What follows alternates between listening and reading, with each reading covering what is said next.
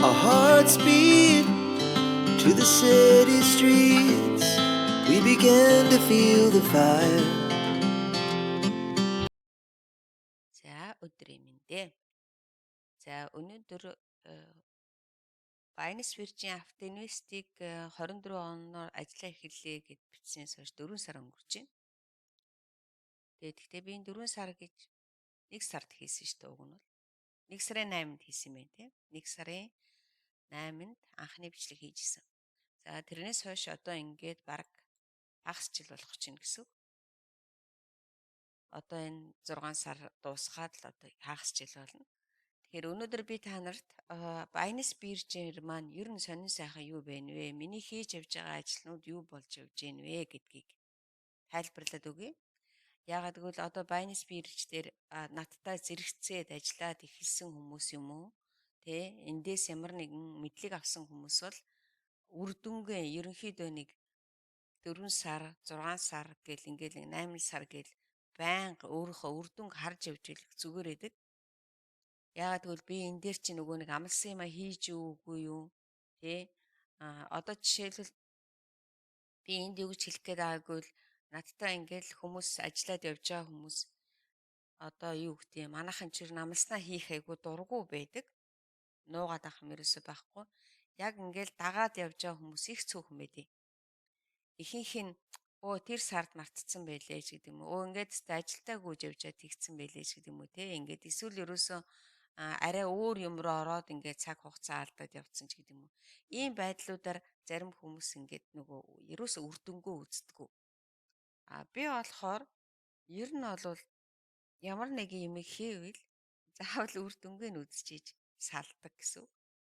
Тэгээ тийм бодолтой. Тийм болохоор хичнээн ч одоо боломжгүй байсан ч гэсэн боломжтой болгож байгаад үр дүнгийн үзэх юмсан гэж би боддог.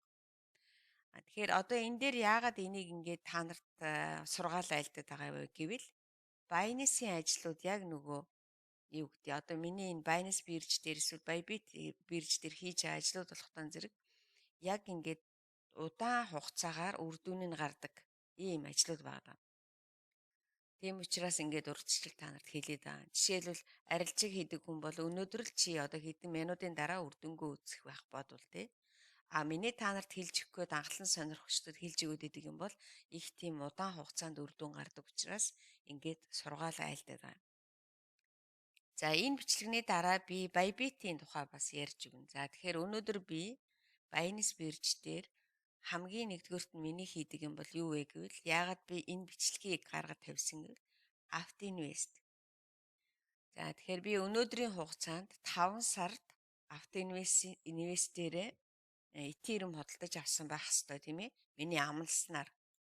Одоо би яг энэ юун дээр Ethereum би өнгөрсөн жил би та нарт юу хийлж үзүүлсэн. Биткойныг сар болгон хөдөлж авахыг зааж өгсөн тий. Энэ жил болохоор би Ethereum-ыг сар болгон хөдөлж авах төлөвлөгөө хийсэн байна. За тэгээд юу тавьж өгсөн тий юу гэдэг лээ Aftinvest тавьсан. Энэ дээр би Ethereum байна уу юу вэ? Ethereum тавьж өгсөн санагдаж байна.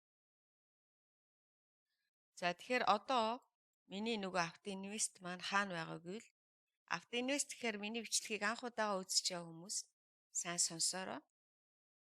Сар болгоны нэг өдөр нэг хэмжээний мөнгөөр Ethereum гэдэг coin худалдаж авах төлөвлөгөө тавина гэсэн. Тэгээд заримдаа зарим сард хүмүүс нь худалдаж аваагүй, зарим сард мартцсан, зарим сард мөнгөгүй энэ төр байгаад байдаг тий. Тэрнээс одоо хамгаалахын тулд ингээд автоматар тавьчихдаг. Гэхдээ энэ рүү USDT оруулна гэсэн. За одоо тэр эхнийх нь миний хийдэг юм. Өөрөн дээр ингээд дарлаа. Энд байж энэ Aftinvest гэх. За миний нөгөө төлөвлөгөө энэ байж байна. За одоо би та нарт төлөвлөгөөгөө харуулад энэ баруун дээд өнцөг дээр жижигхэн үзэг байгаа тийм үү? За энэ дээр энэ хардаа Ethereum гэдэг Ethereum-д харуулсан байгаа. Сар болгоны $20-оор за би сар болгоны 10-нд гэж тавьсан тий. Тэгэхээр энэ 10-ны хугацаа бол та нарыг өөр гэж хэлсэн шүү дээ. Яагаад гэвэл нөгөө цалин буудаг өдрөөс чинь айгүй шалтгаална гэд. За ингээд би конфирм хийсэн ба. За ингээд конфирм хийсний дараа одоо энэ план нөгөө төлөвлөгөө маань энд гараад ирдэг ингээд. За тэгэхээр энэ урдталтайгаа энэ $40 юу юм бэ гэвэл миний дансанд байгаа доллар нөгөө энд ингээд хүлээгээд байж байгаа гэсэн үг. Одоо энд ингээд $40 байж дараагийн сард би яах нь вэ? $20-ын дараагийн сард гэж одоо ингээд нэг 15-6 хоногийн дараа дараагийн этерм худалдаж авах нь шүү дээ. Тэгэхээр тэрэнд энэ мөнгө маань яах нь вэ? Бэлэн байж явах хэрэгтэй. За одоо тэгвэл энэний үр дүн нь хаана байна вэ? Энэ дээр би та нарт яаж хийхийг зааж өгсөн тий. Coin Market Cap дээр ороод энэ портфолио гэдэг дээр дараад энийг би та нарт бүртгүүлээд бэлтгэн болгочоорой гэж хэлсэн. За энэ дээр болохоор бидний бүх нөгөө өнөөдрийн байдлаар үнэнүүд байж идэг.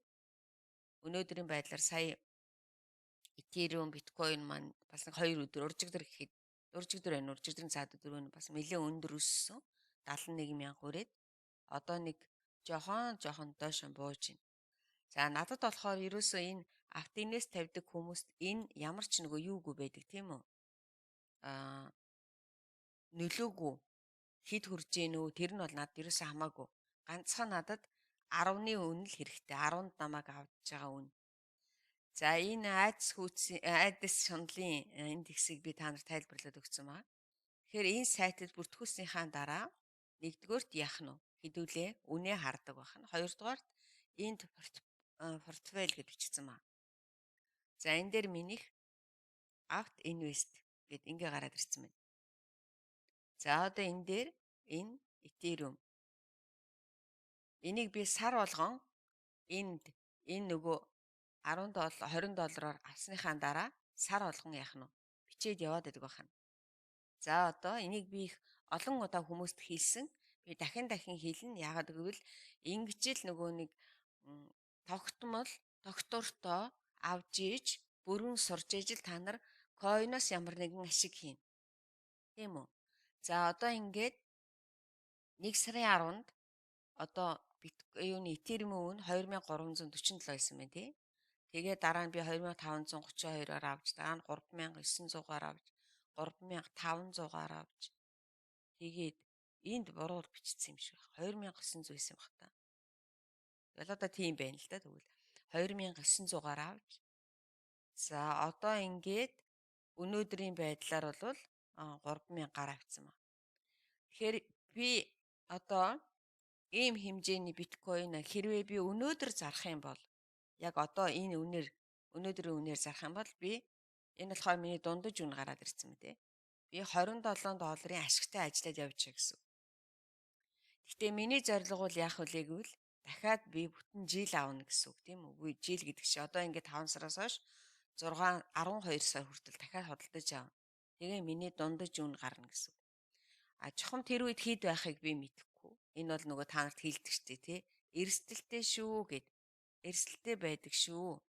За өнөөдрийн хувьд би $126-оор Ethereum авчаад сууж яах нэ. За энийг одоо юу гэж хэлдэг вэ гэвэл нөгөө Aft Invest. Тэгэхээр дахиад одоо би та нарт хэлье. Энэ дээр сонирхоод байгаа хүмүүс эхлэегүй бол одоо эхэлж болно.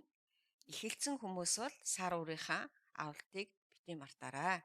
За энэ бол эхний Binance дээр миний хийж байгаа ажил. Энэ болохоор миний цэвэр яах нь хуримтлал байх нь шүү дээ. За дараагийнх нь дахиад өөрөн дээр дарна. Энэ өөрөн дээр дараад энэ simple өөрөн гэдэг дээр BNB Vault гэдэг энэ байж. За энэ ямар учиртай вэ гэвэл энэ дээр бид нөгөө BNB гээд одоо энэ ингээд 061 гэсэн BNB. Энэ ямар учиртай гэвэл би Binance бирж дээр BNB гэдэг койныг хадгалдаг. Стейклдэг гэсэн үг тийм үү?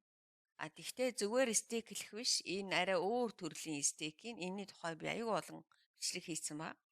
Тэгэхээр энэ дээр би 061 ийм BNB нэг BNB болох гээд бас болж чадахгүй л байгаад байна. Ийм юу тавьсан байгаа да. Тэгэхээр энд надад эндээс ямар ашиг гардггүй гэвэл би тэр нөгөө Aft Invest дээр бол би нэг өсөндөө ашиг хийгээгүй байгаа гэсэн бахан тийм үү? Ерөөсө зүгээр л яах нь худалдаж аваад одоо хадгалаад байгаа гэсэн. За энэ дээр болохоор харин би хоёр янзаар хэрэгжилж байгаа. B&B хадгалсныхаа төлөө нэгдүгээрт нь би ийм нэг жижигхэн юг B&B coin над руу өдрө болгоо орж ирдэг. За энэ одоо хүүний нээж байна. Энэ. Нөгөө талаар лаунч пулд оролцдог гэсэн. Юу гэсэн үг гэвэл энийг хадгалсны төлөө надад шинэ койнууд одоо нөгөө Binance бирж рүү орж ирж байгаа шинэ койнууд над руу орж ирдэг байна. За энэ нь болохтон зэрэг яадгүй гэвэл энд нэг юм бас ажиглаараа хүмүүс энэ apt subscribe гэдэг дээр энэ юг жижигхэн бөөрөнхийг баруун тийш нь болгоод ингээд идэвхжүүлчих юм бол миний хадгалсан койноос орж ирж байгаа энэ жижигхэн хүүнд бодогдож орж ирж байгаа гэсэн үг тийм үү? Койн буцаад хадгалагдаад явцдаг. Одоо энэ рүү нэмэгдээд явна гэсэн үг. My stake гэдэг энэ дээр нэмэгдээд явна гэсэн үг. Хэрвээ энэ үнийг би нөгөө тийш нь болгочих юм бол энэ орж ирсэн жижигхэн койнууд маань миний spot wallet-д байна гэсэн үг. Энэ рүү буцаж орохгүй нь миний анхны л одоо хадгалсан байж байгаа юм шүү дээ тий. Тэгэхээр энийг тухайн хүмүүс өөрсдөө шийдэх хэрэгтэй. За одоо энэ лаунч пул дээр яг одоо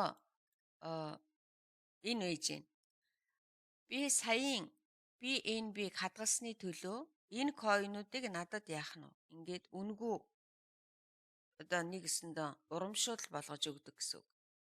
Тэгэхээр саяхан энэ нөгөө шуугаан тарьсан нот coin нэг жоохоо орж ирсэн 88. Тэгээ энэний түрүү энэ Omni Saga гэл ингээл энэ койнууд орж ирээд. За энэний хэмжээ нь юунаас шалтгаалах вэ гэвэл би хэдий хэмжээг хадгалснаас шалтгаална. Хэрвээ би нэг BNB хадгалсан бол энэний тоон яах нь хамаагүй илүү байх нь. Тэгэхээр би энэ нот coin-ы тухай дараагийн Bybit-ийн бичлэг дээр та нарт хэлж өгье. Тэгээд энэ нэгэсэндээ одоо энэ урамшлыг койнуудаа тэгвэл би яах вэ гэдгийг нөгөө нэг бичлэгэн дээр хийцэн байгаа тий. Binance байгаа жижиг койнуудаа яах вэ гэсэн бичлэг үзээрэй. За энэ болохтон зэрэг миний дараагийн одоо Binance дээр хийж байгаа ажил байна. Хоёр дахь ажил. За гурав дахь нь бол зүгээр л миний нөгөө стейкнүүд тий. Энэ зүгээр л энгийн стейкнүүд. Энэ дээр би нөгөө Ethereum стейкинг хийж байгаа тийм ээ. Бас дараагийн гурав дахь нь. За энэ дээр би та нарт бичлэг хийж үзүүлсэн. Тэгээд энэ дээр би бас нэг жоохон алдаа гаргасан та нар мэдчихэж байгаа. Жоохон алдаа гаргасан шүү дээ. Ягаад гэвэл буруу солилт хийгээд тий. Гэхдээ яах вэ? За энэ дээр болохтон зэрэг би нөгөө одоо энэ дээр гурав дахь сайн сонсороо. Сар болгон $20 худалдаж авдаг Ethereum-ийн би бас зүгээр хадгалахгүйгээр яах нь стейклсэн байх нь шүү дээ. Энд рүү. Одоо энд 0.029 гэдэг маань миний нөгөө төрүүчийн одоо энэ явж байгаа гэсэн. Энэ авж байгаа чинь энэ хагас нь хайцсан юм бол. Би нэрээ 3 сарынхыг өөр Bybit дээр худалдаж авцсан юм байна. Тэгээд энэ дээр биччихэд худалдаж авсан нь бол Bybit дээр. Яагаад гэвэл энэ дээр нөгөө Binance руугаа яг нөгөө би түрүүний хэлсэн шүү дээ тий. $20 оруулахаа мартцсан байсан. Тэгээд мартангуудаа 10 болчихсон санангуудаа Bybit дээр надад $20 байсан болохоор тэнд шууд аваад тэгээд дараа нь энэ рүүгээ мөнгө оруулсан. Иймэрхүү юм байж болох тий заримдаа мартдаг тохиолдол бий. Тэгэхээр одоо би Ethereum-ээ яатсан байх нь вэ? Энэ нөгөө худалдаж авсан Ethereum-ээ буцаагаад энэ рүү стейклсэн байх нь. Тэгэхээр энд байгаа стейклснээс маань бас нэг ийм нэг жижигхэн одоо энэ нөгөө гүэн гэж хэлдэг тий Ethereum-ийн задгай нэг жиг. Энэ над руу нэмж орж ирээд байна. Нэгэсэндээ би зүгээр хадгалахгүй дахиад одоо ингээд нэг жоохон орж ирээд байдаг гэсэн. За тэгэхээр энэ дээр Ethereum-ыг би тусад нь хадгалсан байх нь шүү дээ тий стейклээд. За энэ бол 3 дахь нь. За дараагийнх нь нэг ийм цаг хугацааны стейкнүүд байдаг. Цаг хугацааны гэж юу гэж ойлгохгүй гэвэл одоо жишээлбэл би ингэж хэлжсэн тий. Одоо жишээл өнөөдөр USDT 6.84-тэй байж нэгэсэндээ айгүй бага байгаа гэсэн. зарим тохиолдолд нөгөө ийм нэг биткойн одоо жишээлбэл би ингээд биткойн худалдаж авъя гэж бодож сууж идэл чинь 71,000 хүрчээр би авч чадахгүй шүү дээ, тийм ээ. Тэгээ авч чадахгүй надад бол нэг USDT байгаад идэг. Тэрийг би зүгээр байлгаж яхаар бас энэ рүү хадгалцдаг төр зур. Энэ болохоор нөгөө хугацаагүй хадгална гэсэн үг. Хэрэгтэй үедээ гаргаад авна гэсэн үг. За жишээлбэл одоо хэрвээ сайн дурслагжаад ирчих юм бол анхлан шатных анхлан суралцж байгаа хүмүүст бас айгүй төвөгтэй байдаг. Энэ дээр одоо энийг сайн анхаараар юу гэж хэлэх гээд байна үгүй би 4 сарын 10-нд $20-ороо Ethereum авцсан тий Aft Invested. Энэ тохиолдолд би болохоор та нарт юу гэж хэлсэн гэвэл яг одоо ингээд төлөвлөгөө ингээд байж гин тийм үү одоо би та нар энэ дээр харуулад энэ их үнэтэй зөвлөгөө шүү. Одоо энд ингээд энэ төлөвлөгөө ингээд байж гин миний төрөвчөнд $40 байж гин. Одоо ингээд сайн туршлагатай болцсон үед яадаг үг гэвэл би энэ 6 сарын 5 сарын 10-нд худалдаж авчаад 6 сарын 10 хүртэл нэг бүхэл бүтэн сар байна тийм үү? Юу ч хийхгүй байна гэсэн хүлээгээд. Тэгэхээр түрүүний миний мартсан чи энэ байна. Энд байгаа $40 ингээд зүгээр байлгаж яхаар яах нь вэ? Төр зур ийм юу одоо USDT-гээ 682-тоо нэг 29 30 хоног 30 биш нэг 29 хоногийн хугацаатай төр зур хийчдэг. За тэгээд энэ хооронд чинь бас надад яах нь вэ? Нөгөө $40-оос чинь бас нэг жоохон USDT орж ирээд ахна шүү дээ. Хамгийн гол нь нөгөө дараагийнхаа сарын худалдаж авах өдрийнхөө өмнө гаргаж авахгүй бол нөгөө 10-даа авах Ethereum авч чадхаа болчихно гэсэн үг. Тэгэхээр энэ дээр мартахгүй байх хэрэгтэй нэ шүү дээ. Би нөгөө Aft Invest-ээс аваад стейклсэн мөнгөө Aft Invest-ийн хугацаа болохоос өмнө заавалчгүй тэрлүүгээ буцааж хийх ёстой. Тийм болохоор би одоо энэ $40-ыг өнөөдөр хийдэн байна уу? 24. За тэгэхээр одоо бол хоёрын хооронд нэг бага хугацаа тийм үү? Тэгэхээр би 6 сарын 10-нд Ethereum авчаад үлдсэн $20 дээр нь дахиад нэг жоохон мөнгө энэ байвал нэмээд тэгээд дахиад саяын энэ стейк хийгээд 628% юугаар жоохон хэд хоног хадгалчих болох. За энэ стейк бол надад байгаа. Тэ би болохоор нөгөө coin авах гэхээр арай үнэтэй байгаа учраас жоохон хадгалж иж болно. Тэ нэг ийм ажил байд. За ингээд өөр чинь нөгөө нэг юу байгаа. За эн чинь бол ингээд 1 дэх 2 дэх 3 дэх одоо бараг 5 дахь нь болж гинүү. 5 дахь нь болохдоо зэрэг хугацаатай хадгалдаг. За хугацаатай хадгалдаг юм надад айгүй бага. За энэ дээр болохдоо зэрэг хараа энэ лог гэдгээ ичсэн тий төгжсөн гэсэн үг. Энэ дээрээс надад ганцхан атом л байгаа юм бэ. Би атомыг 120 өдрөөр хадгалсан юм. Гэхдээ нөгөө нэг юу яахгүй гэсэн үг. Би ерөөсөө энийг гаргаж авахгүй 120 чинь 120 гэдэг чи одоо хэдэн сар вүлээ? 4 сар уу? 4 сар тий. 4 сар хадгалаад тэгээд би энэ дээр нь авт гэж тавьчихсан ба. Энэ хардаа авт гэдэг энэ нөгөөд авт болохтаа зэрэг нөгөө 4 сарын чинь хугацаа дуусчаал цаашаага дахиад 120 өдрөөр хадгалагдаад яваад ийн гэсэн. За энэ болохтаа зэрэг 1.15%-тай. Тэ энэ юу. Тэгээ энэ одоо энэ холдинг гэж бичсэн байгаа ч тийм энэ холдинг. Тэгээ энийг би цаашаага ерөөсөө авахгүй гэсэн. Одоо энэ ингээл цаашаага явж ил байна. Айгу жоохон атом байсан ба надад тийм их атом байгааг одоо харахгүй энэ $3.83 таа л атом. Тэгээ би энэ дээр уг нэмчи гэж бодчиход нэмч чадахгүй л байгаад байна. Яг үнэнгээ хэлэхэд. Уг нэг энэ рүү нэг жоохон нэмчил зүгээр л юм байгаа юм тий. Нэг атом жоохон ахиухан аваад тэгээд яач. Тэгээд нэг болчихгүй л байгаад. Ядаж нэг 10 атом ч одоо хэд байгаа юм бэ? Нэг 10 атом аваад тавьчихвал уг нь зүгээр л. Тэгээд нөгөө тэр болгон бас их боломж гарахгүй л байгаад. Тэгэхээр энэ болохоор 5 дахь нь тий. За ингээд арилжаа бол би Binance дээр нэг хаяад нэг одоо жишээлбэл нөгөө саяын үнгөө орж ирсэн койнуудаа юу яадаг гэсэн үг.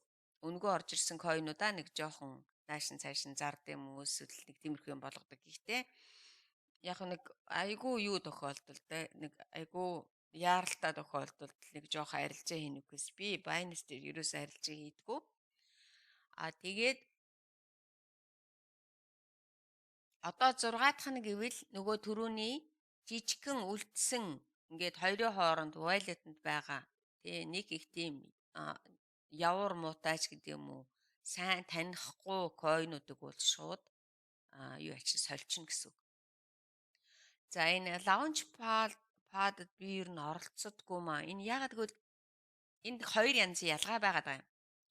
Лаунж пулд болохтой зэрэг би койн хадгалсныхаа төлөө үнгүй койн авчиад байгаа юм. Лаунж падд оролцох гэхээр заавалчгүй тэр Binance биржид шинээр орж ирж байгаа койныг худалдаж авч иж цаашаагаа ингээд нөгөө лаунж пад одоо юунд оролцсон гэсэн үг байхгүй юу?